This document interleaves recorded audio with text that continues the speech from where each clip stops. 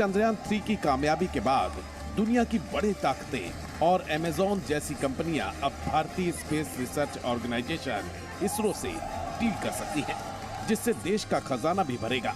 वैसे तो इसरो चीफ सोमनाथ ने चंद्रयान 3 की सफलता के साथ ही चांद पर मैन मिशन जैसी भविष्य की योजनाओं के संकेत भी दे दिए हैं। गगनयान का कई लॉन्चेस होंगे, पहला लॉन्च होगा सितंबर अक्टूबर तरह, उसके बाद दिसंबर जनवरी में भी। तो क्या 2025 तक हम अंतरिक्ष में पहुंचा पाएंगे गगनयान को? Sure we will be able to reach.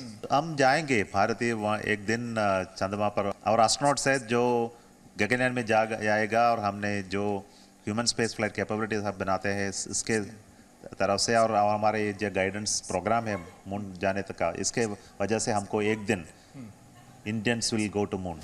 ISRO chief का ये बयान चांद पर उस ऐतिहासिक सफलता के बाद आया जिसने दुनिया की बड़ी बड़ी स्पेस एजेंसियों के सामने इसरो की ताकत का सबूत पेश किया है।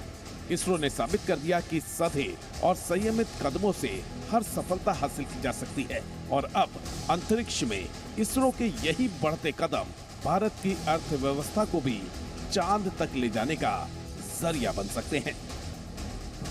ब्यूरो रिपोर्ट, जी मीडिया।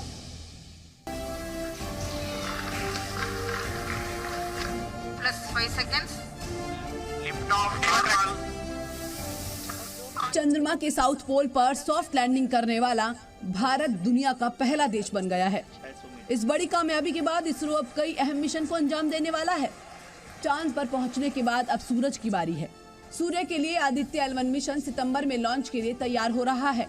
इसका जिक्र प्रधानमंत्री नरेंद्र मोदी ने 23 अगस्त को वैज्ञानिकों को बधाई देते हुए किया था। सूरज की स्टडी करने वाले स्पेसक्राफ्ट आदित्य L1 को 2 सितंबर को लॉन्च किया जाएगा। भविष्य के लिए कई बड़े और महत्वाकांक्षी लक्ष्य तय किए हैं। जल्द ही सूर्य के विस्तृत अध्ययन के लिए ISRO Aditya L1 mission launch करने जा रहा है। इसके बाद शुक्र भी इसरो के लक्ष्यों में से एक है। इसरो का आदित्य L1 मिशन भारतीय अंतरिक्ष एजेंसी का अब तक का सबसे जटिल मिशन है। ये मिशन कई मायनों में खास और अलग होने वाला है। आदित्य L1 मिशन सूरज की ताकत का पता लगाएगा। पृथ्वी और सूरज के बीच की दूरी करीब 15 करोड़ किलोमीटर है। सूर्य किरणों को धरती तक पहुंचने में करीब 8 मिनट लगते हैं। जहां पर आदित्य L1 को तैनात किया जाएगा, उस जगह को L1 ऑर्बिट या लैग्रेंज पॉइंट कहते हैं। ये धरती से 15 लाख किलोमीटर दूर है। लैग्रेंज पॉइंट को अंतरिक्ष का पार्किंग स्पेस भी कहा जाता है। इसरो का ये मिशन अब तक का सबसे अहम मिशन होगा। आदित्य L1 लैग्रेंज पॉइंट से सूरज पर 24 घंटे नजर रखेगा।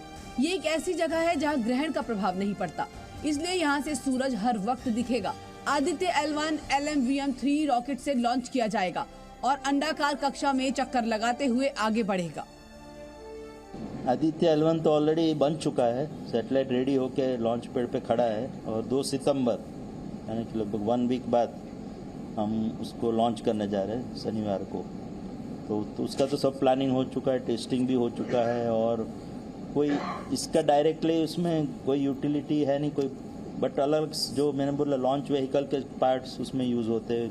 ऑफ कोर्स ये GSLV द्वारा लॉन्च हुआ था, वो लॉन्च होगा PSLV के द्वारा, तो उस तरह से, बट उनके कई डिज़ाइन एलिमेंट्स जो कॉमन है वो तो यूज़ होंगे लॉन्च व्हीकल में।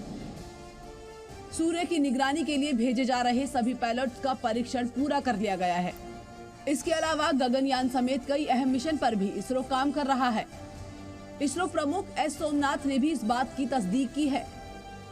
और इनसाइट 3DS है, ये इनसाइट 3DS है, क्लाइमेट ऑब्जर्वेशन सैटेलाइट है। हमको जो पता है हमारे क्लाउड कवर और rain information, weather information comes from this satellite. इसके बाद हमने जो SSLV D3 क्या लॉन्च करेंगे, और नाइसार सैटेलाइट है, NASA ISRO synthetic aperture radar satellite हमारे नेक्स्ट ईयर बिगिनिंग में लॉन्च करना पड़ेगा। या गगनयान का कई लॉन्चेस होंगे, पहला लॉन्च होगा सितंबर अक्टूबर तरह, उसके बाद दिसंबर जनवरी में भी। जाहिर है अंतरिक्ष और आसमान को एक्सप्लोर करने का ये सिलसिला